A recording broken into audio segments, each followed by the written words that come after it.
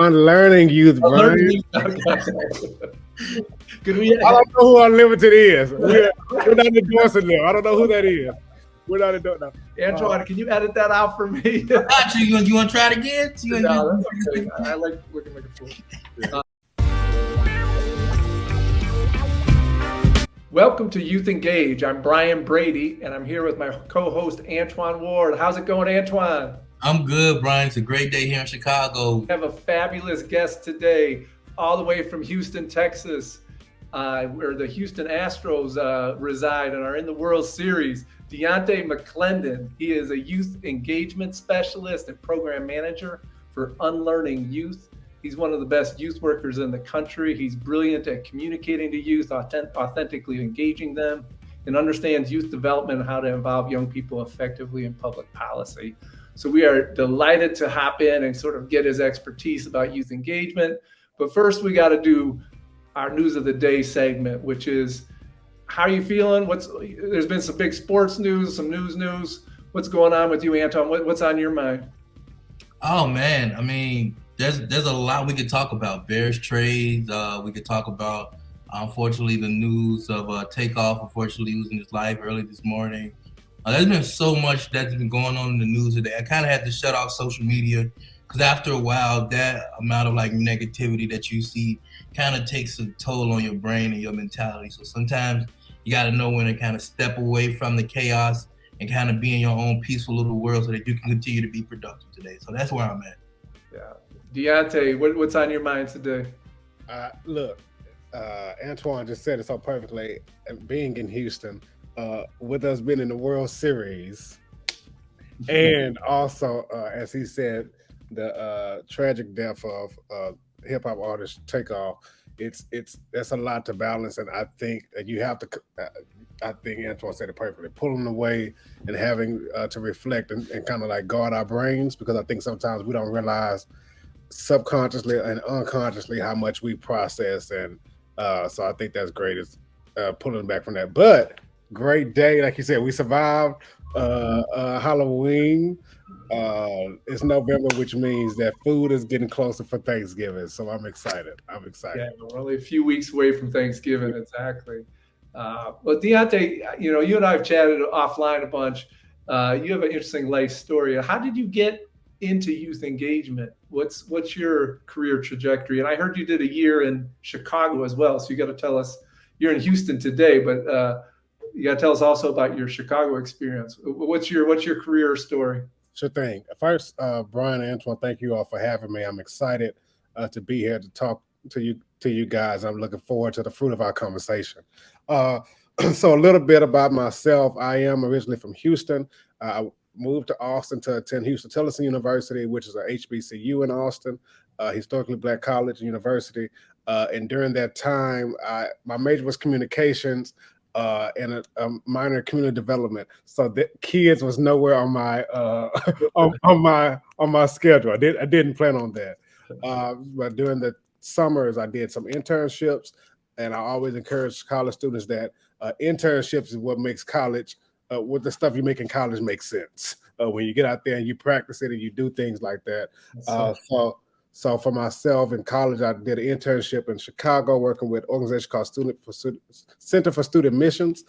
So working with different youth groups that came in town to do missions work or learn more about the urban society of Chicago. And with that, we talked about the issues that almost every urban city faces, from gentrification to homelessness to food insecurities to even food deserts to adequate pay and classism and things like that. And even talking about race and how that impacts us when it comes to making decisions, whether by a bank or through funding or through just being somewhere in social unrest. So that's something I did. And then in 2015, then following summer, I worked in upstate New York at a camp focused on children with autism and those with behavior and emotional needs. So working as a camp, or what we call ourselves, bunk lead.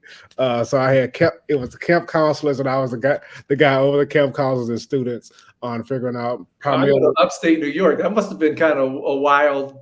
Oh, it was different as night and day. Chicago is a nice town. Then Rhinebeck, New York is I mean, Chicago's a nice city. There, Rhinebeck is a town. It really reminds you of the Eddie Griffith Show. It's what it reminds you of. It's like a little town. You can almost be whistling through it. Yeah, absolutely. So that's what it was. And so, but the great thing about it, unlike our urban cities, is very much unplugged. So not too much phone signal, which can be very helpful at times. And I think being able to not having so much light, so you're somewhat in the country, so you can kind of see the stars at night, things like that make a huge difference. But also, I think it helps you put boundaries on how you interact and just a safe space for students that are traditionally marginalized. So even by then, believe it or not, I still did not think I would be working with students. After 2 summers, yeah. After 2 summers, right. I just thought I was going to go somewhere and get paid a little bit and just enjoy it.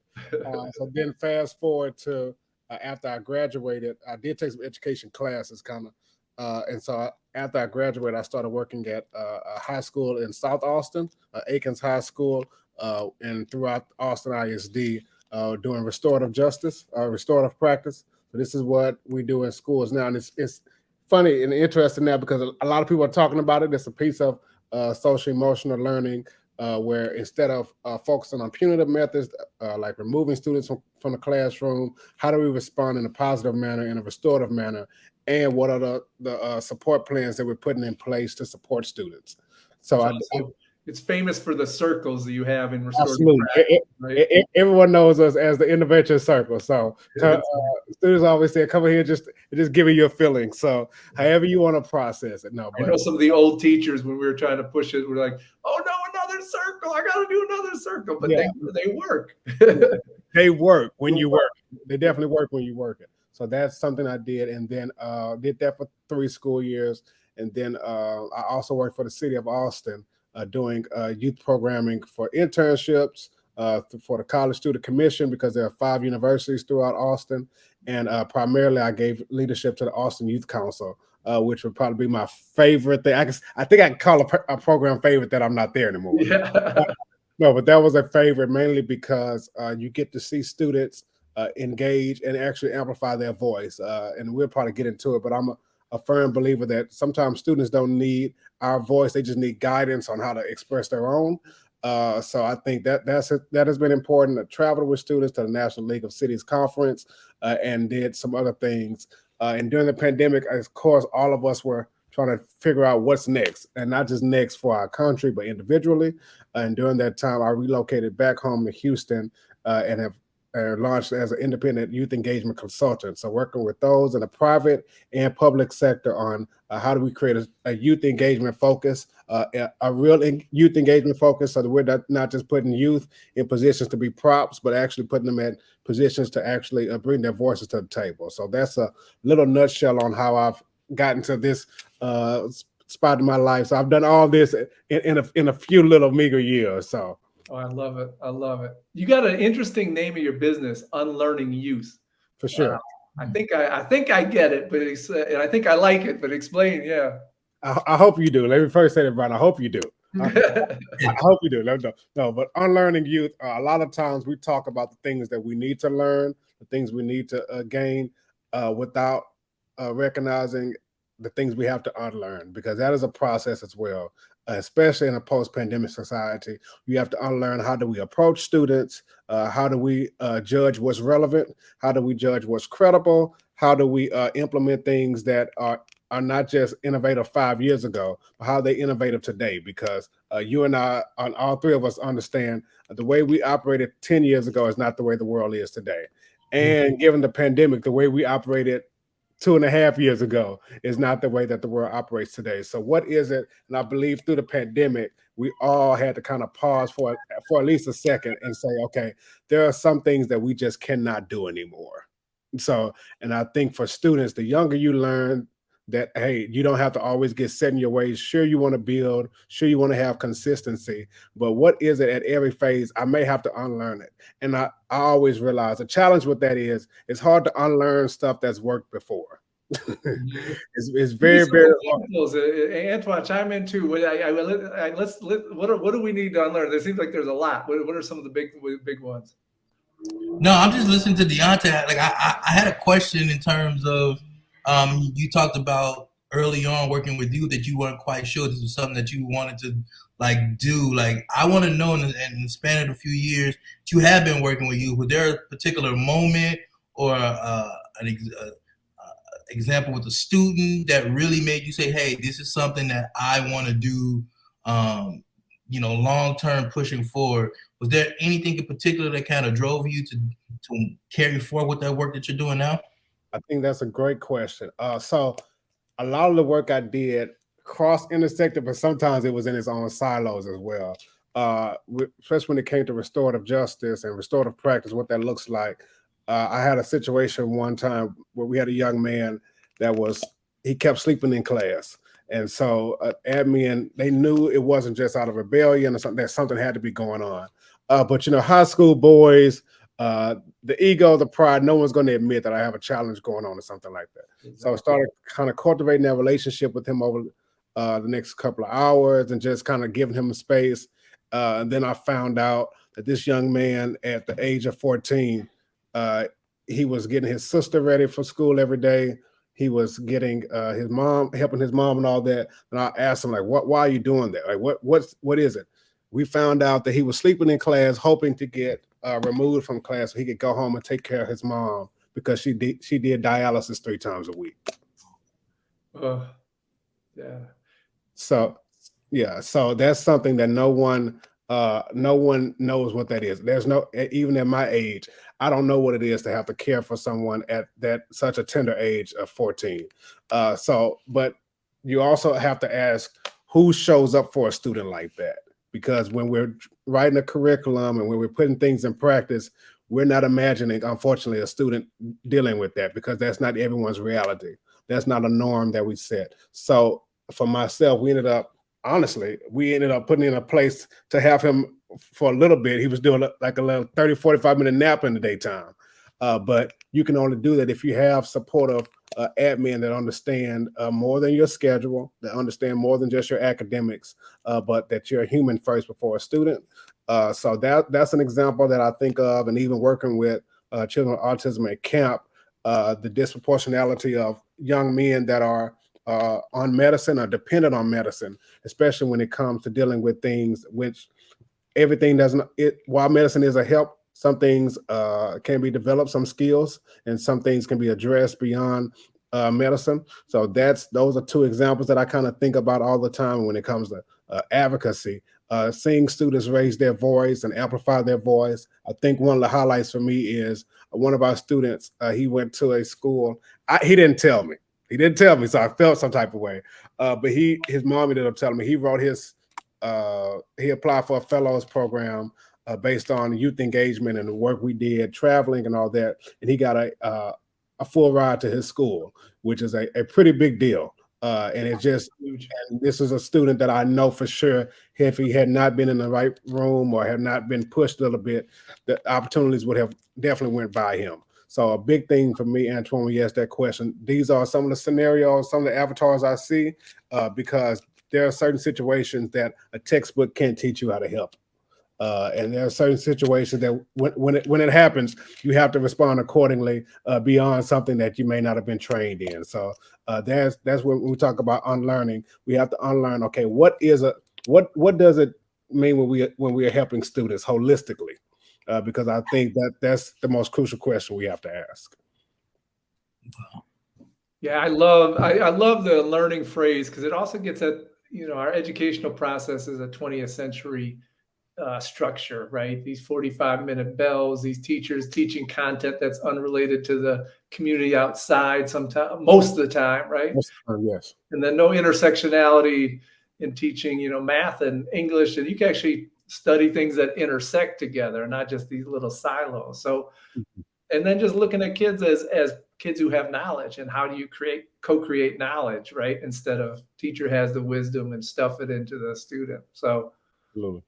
Yeah, I love that. To add to that too, how do you promote? And we talked about this in our past interview. Like, how do you promote students to be in a space where their creative can show? And we in our prior interview with Priya, just talking about artwork and how art is the key to the soul for a lot of the young people. And that's how they speak through the art, whether it be through drawing or through rap or whatever their whatever their skill or talent is. It's like, how do we in the school system promote that level of creativity to get the best out of the students, as opposed to just getting them, giving them signed work or giving them homework or giving them things just to pass time, just to get through the school day. Yeah. And I think that's a question that we're continuing to grapple with. And I believe, like anyone, mostly all humans are pretty much the same. But when it comes to students, students share where they feel safe and supported. If I can prejudge and see that safety is not near, or I won't be supported through this, we mute students by that. From experience, and I'm guilty of it as well. And all of us know we can be adults and get our agenda and say, okay, this is what we're going to do. These are the metrics we have to do. These are the numbers we have to meet, and all of that. But you have to create spaces over time, because it does not always happen overnight. But create spaces where students can share. Are they sharing? And like you said, their rap, art, creativity, ideas. Because no one really wants to share and get it shot down all the time. Because when I share something, I'm sharing a part of me. And I think sometimes our students, there are a lot of spaces they go to, unfortunately, even the classroom, where they have the ideas, but they're not safe enough to share. And I don't mean safe as in it's a dangerous atmosphere, but sometimes our toxic, we'll get to it later, or maybe next time, or even our constructive criticism sometimes can silence students. So I think as we curate these spaces and even ask students, what does a safe environment look like to you? What can make you share more? What is it that we're doing? Because you could be asking students to share something about the environment, and that's not their passion. And let's be honest, they may be focused on recidivism or something like that. So realizing what is it that we need to do to get students to share, because there are not a lot of spaces. And sometimes adults, believe it or not, we can be intimidating. We can be intimidating. So I think curating safe spaces to share and support is important. That's huge. That's a good segue to youth councils, which is a passion in. And I'm thinking of your unlearning tag, which is, to be honest, most youth councils aren't very good that I've seen, and they're like, because they're a neat concept that adults want to do, because it makes, even if they have good intentions, it makes them look good. Is my first diagnosis. But second, they're hard to run and have young people really bring their wisdom and expertise to public policy. It's not a simple task. But why do you have a passion for youth councils, and what have you give me a success story or two from when youth councils run well, and why they're cool as hell when they run well. For sure. For adults and youth. For sure. I think youth councils, I know from my experience, as I said, I did give leadership to the Austin Youth Council, and I've been fortunate to work with other youth councils throughout Texas and throughout the country.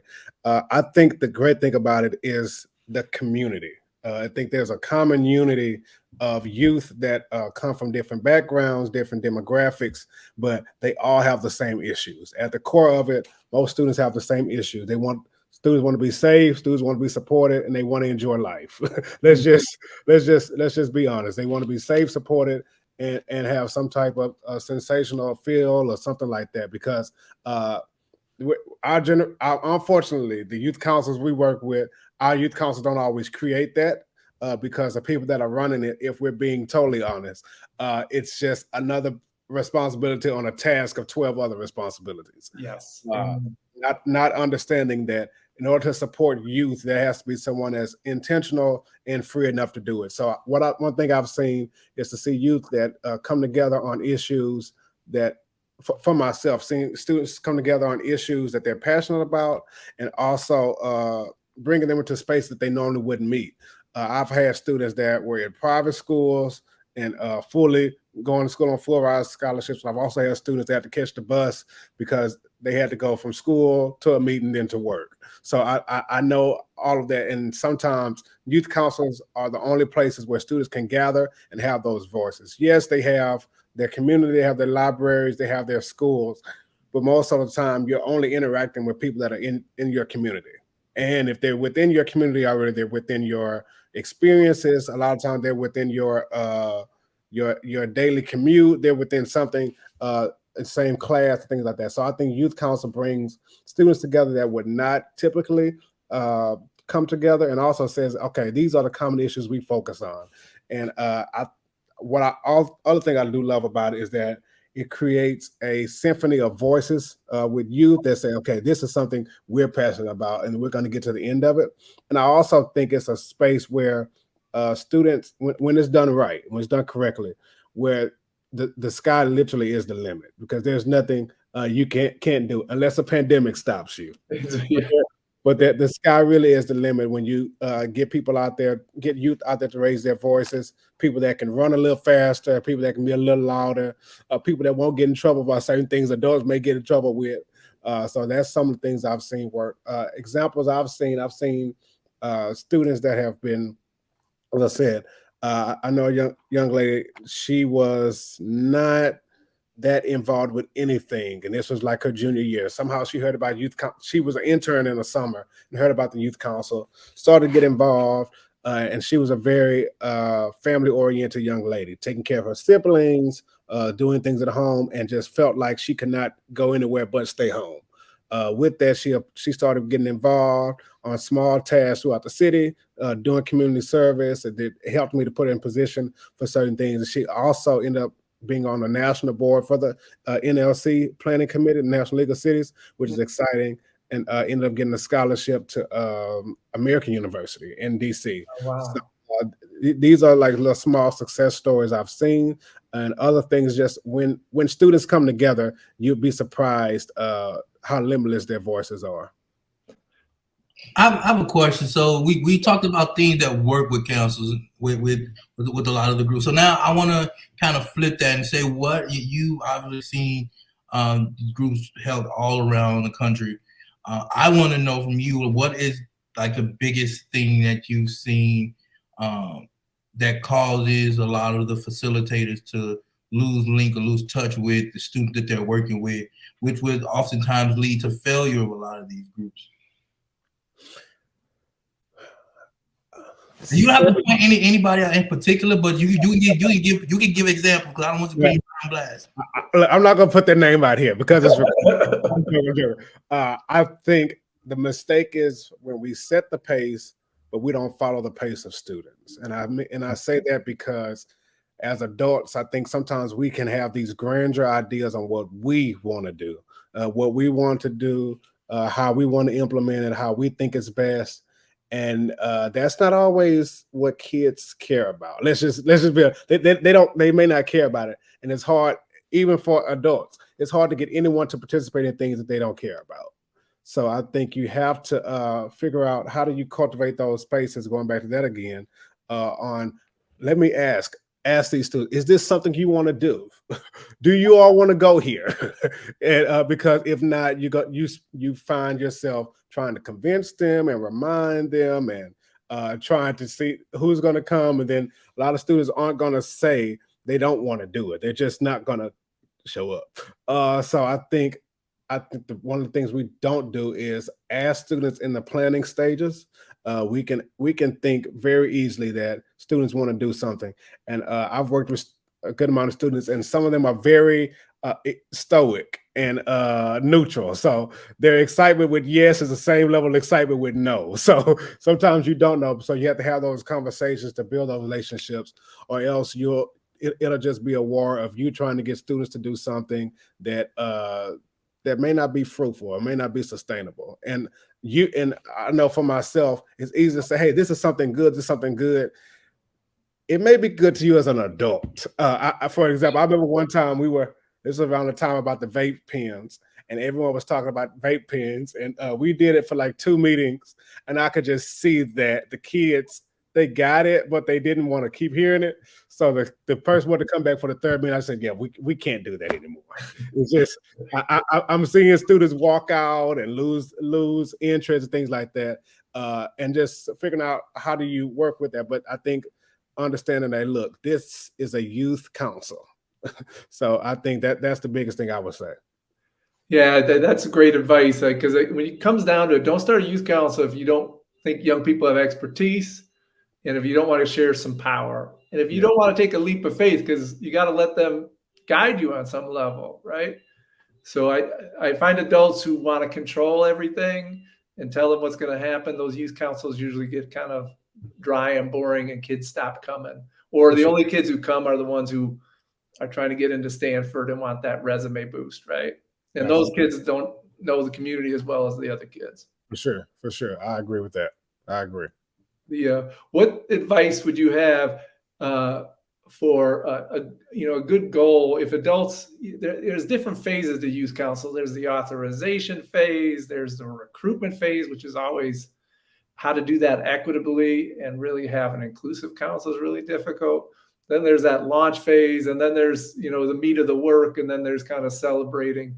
Which of those phases do you think are the hardest, or people struggle with the most that could use your services if they go to unlimitedyouth.com and contact you for expertise? Unlearning YOUth, Brian. Could we? I don't know who Unlimited is. We're not endorsing them. I don't know who that is. We're not endorsing. Antwan, can you edit that out for me? You want to try it again? No, that's okay. I like looking like a fool. Unlearningyouth.com. So where would you say? I think sometimes, Brian, one of the phases that I've seen can be very challenging is that kind of like end of the year, beginning of the year phase, mainly because and it kind of mirrors that also with the with holiday season, because they're both transitional phases during that the holiday season. Like right now, we're going from the fall to the spring. So it's a good time to evaluate, okay, what's working? What have we done so far? What progress have we made? And then figuring out, which sometimes adults don't want to do. Sometimes you have to have a cold eye to look at things, to say, okay, this isn't working. Because I know for myself, you can get into the trenches of it, be planning for the next meeting, planning for the next community service, responding to emails, doing letter of recommendation, and you look up and you're in the routine of going to do the same thing next month, to do the same thing next month, and you're not, but by the time it's time to check the fruit, it's the end of it's May, and it's nothing we can really do then. So I like to help those, especially like I said, in this season, recalibrate what is it that we can do better? What's those small tweaks? Because sometimes it's not the big thing. It's something really, really small that can be adjusted, because if it's not sustainable, it won't really last. So I'm really big on helping youth councils, youth commissions create a sustainable impact, because it has to build. And fast forward to if you do it between like March and May and June time, I've experienced it where you have a good amount of students that you've done great things. You've had an amazing year. Then you look up and everyone that was a leader is graduating. And then you have to start it. Do I want to start at ground zero? So how do you have this transition of power? How do you help students to understand, okay, when you leave, and I think that's something big to teach students, when you leave, it should not die off with you. So what is it that we're transitioning? What does that look like? And I know in my previous experience, between that March to May season, where seniors are graduating and finals and all that, that's a great time to transition. Because if you're going to try to find the students in the summertime and try to call them and try to get them to come into a meeting, you're going to set yourself up for failure. So do it do it before you give them the letter of recommendation. Do it. I think that's a great point, because those transition phases and being able to say, hey, this is what we've done so far, and be proud of it, because so often we try to get to that long-term goal and not realizing maybe we didn't get the event off the ground, but we did get a sponsor, or maybe we didn't get to have something because of pandemic interrupted it. But hey, we did get enough context for this. So I think knowing how to pivot and knowing how to evaluate where you are and recalibrate is something that I really do love to support youth councils and youth commissions with. That's huge. I remember Antwan when he many moons ago when he was a young person in the council, pulling me aside and saying, Brian, adults are talking too much. I want to lead this next session. And it was the best session we had all summer was Antwan leading. And then that led to a lot of students leading the following sessions. Yeah. So it's, you have to pivot to what the young people are wanting at the certain time, right? Yeah. And I'll be honest with you, Brian, I don't understand the challenge with sharing the power with the youth because I don't want all of it. I literally do not. It's your youth council. So if you want to do it, like I remember one time we were in LA and the students wanted to go see the myself, I coordinate the traveling, lodging, registration, per diem, all of that. So anything extra is on you. Everything extra is I've gotten you here, everything extra. And one day they wanted to go see the Hollywood sign. And so I told them, I said, I knew I didn't want to go. I just didn't not want to go. But I told them, look, if you all figure out how to get there, what the Uber is like and all that, we'll get there. So unfortunately, they figured it out in like 10 minutes. But I think it's just you put the power in students' hands. Okay, can I make this happen? I guess I can. And I think sometimes students know they can, but an adult push to say, okay, you're in a situation to do it. Let's do it. And I've done that several times with students on a subway. You all want to go to a museum? What's the route? Because I can ride the subway all day if we want to do that. But where we getting just kind of empowering them to take that lead. And it's not just a lesson; it's also a memory as well. And I want to add on to one thing that you mentioned earlier, Brian. A big part of that as well is not only being able to, as an instructor, share that power with the youth, but there's a level of humbleness, and also two, as an instructor, as the adult, you have to sometimes put your ego aside and not worry about, okay, I'm gonna be the best instructor of this group of whatever, and like, you know what, I'm gonna put the power in their hands and allow them to one, create the choices and allow them to work off of each other, because that's gonna allow them to be more engaged. If you go in, as Brian said, with the mentality of I'm gonna try to do this my way and I'm gonna try to do it according to how I plan it, most of the time it usually never works out, because as we all know, working with young people, when you come up with the plan, most of the time it doesn't work out, and you have to, as you said, pivot. You have to go to something that works, and you have to be able to have the ego to let whatever you had planned or whatever your vision of it go, because at the end of the day, as you said, it's not your cancel, it's youth cancel. So whatever it takes to get them to pull in, is what you need to gravitate to. But my question for you, Dionte, and I know kind of want to pivot, but I felt like this is an important question. In the past, like 5 or 10 years, obviously, we've gotten so much more information on depression and a lot of the mental and emotional things that we go through, not only as adults, but young people, and a lot of the trauma that we've dealt with. How has that played a role in working with young people in these groups, and how do you use, and what methods do you use to kind of not only bring those students in, recruiting, but also when you get them into that group, obviously you have students from all walks of life with different demographics and economically and socially. How do you get them to kind of mesh in an environment like that? Yeah, thank you for asking that. I am a strong proponent for mental wellness, so that is something that I do advocate for. Something that I try to do, and it works. I know it's going to sound elementary, but it works. Starting with first, how are you today? I think that is a question that sometimes we take for granted. And sometimes I'll even say, how are you today? And if someone rushes, because by default, we can just answer that question and just get on to what it is. But I'll ask about, okay, I got another question. How are you really? How are you really doing today? And that kind of allows someone to say, okay, I think it's a safe space for people to kind of share what they want to share, and then understanding, especially for a meeting space. For example, our meetings were Thursday at 5:30 downtown Austin. I know it sounds like a nightmare, but somehow we made it happen.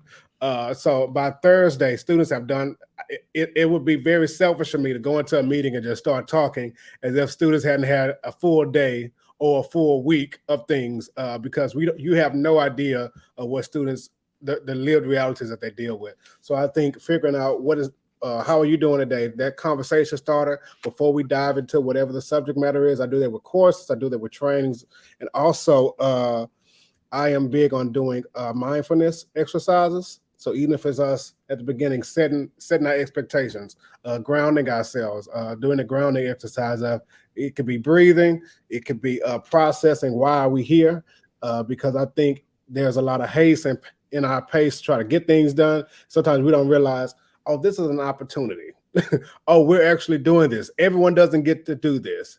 Or this, I'm actually helping someone without the savior complex. So I think kind of grounding students on that. And also trigger warnings are big, and trying to embed, and I do work with Black mental health as well, another company I've co-founded. And we address the issues of tragedies, traumas, triggers, and triumphs.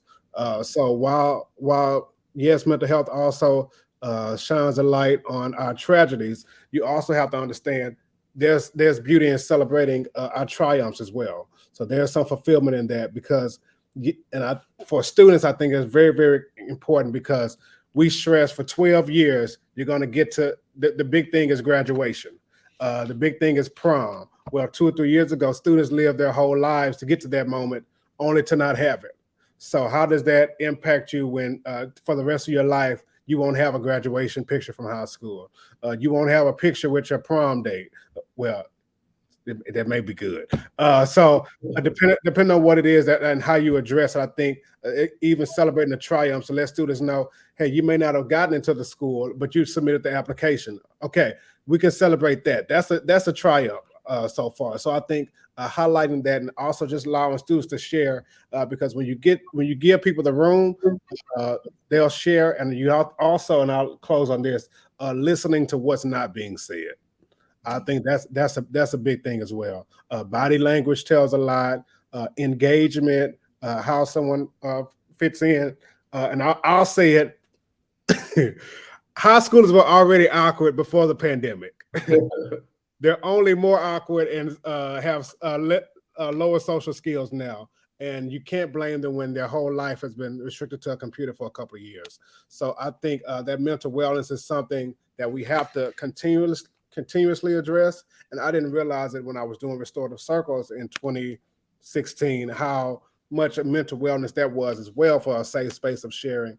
But I think you have to continue to curate those spaces, because though the pandemic is over, we're still wrestling with the residue of it.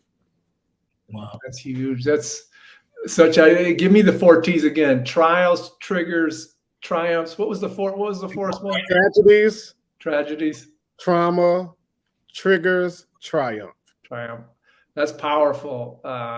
Great, deep answer there. Well, we're hit the time, but we always end. We go a little lighter at the end with three to four rapid fire questions about people's hometown. And so we're gonna hit you with some rapid fire questions. Be nice. So Antwan and I are coming to Houston to visit. What's the #1 food that we should check out? So I'm going to tell you, we're a food capital. I know Chicago says that, and all these other places. We're a food capital at this point. That's what I hear. Yeah. See, I'm a good host. I'm going to ask you, what type of food would you like? So we have, like, it depends on, because if you come in a few months, we're going to have crawfish. You could come during a rodeo where we have fried everything from ice cream to Butterfingers to. I saw someone post the other day, I think it was fried something. It's just fried bacon, all that stuff. But if I had to pick a place, I would probably take you on to get some good soul food. You're in the South. You got to get some good soul food in the South. You got a favorite restaurant? I'm going to say the Greasy Spoon. The Greasy Spoon. Yeah. The Greasy Spoon. Yeah. Antwan, come on. Antwan has left home. I'm gonna have to make a trip down there, man. Antwan left home for a minute, Brian. I might have to. Yeah, you have to. Let me know. I'll take care of you. Antwan, you got the next question. What is the most overrated place in Houston? Some place that people just kind of OD on a little bit. The turkey leg hut. There's a place here called the Turkey Leg Hut, and black-owned business. They do turkey legs, and their turkey legs are stuffed. So they have like dirty rice, and another one have like macaroni and cheese, another have like shrimp Alfredo and all that. But the wait is like 3 hours sometimes, and I just can never do that. I just can't. Is the turkey leg like the large little like? Yeah. Okay. Yeah, and it's a pretty prominent restaurant here in Houston, but I just can't wait 3 hours for anything. Me too. I'm not that one. And last question: a hidden gem, a place you not many people know about that you like to go hang out, relax, or enjoy. Oh, that's a good one. I would have had a coffee shop for y'all, but it just closed not long ago. A place, I'm gonna say it, Herman Park. Herman Park is one of the nicest parks here in Houston, a downtown area. It's just always something to do. I don't know. I feel like no matter the weather in Houston, Herman Park has its own weather or something, because I feel like the weather is always perfect there. So Herman Park is a good place. I'm a big fan of nature, so I would just encourage you to go there. I would encourage you to go there. Fabulous. Well, Dionte, I think I could spend about all day talking youth councils and youth engagement with you. You got so much wisdom to share. So just delighted to have you with us today. And for folks wanting to hit you up on email. The best way to reach me, you can visit unlearningyouth.com, or you can email me directly at Dionte, D as in David, IONTE @unlearningyouth.com. That's fabulous. Well, for Brian Brady and Antwan Ward, and thank you, Dionte. We're glad to have you today, and look forward to seeing you next time on Youth Engage. Absolutely. Thank you for the privilege.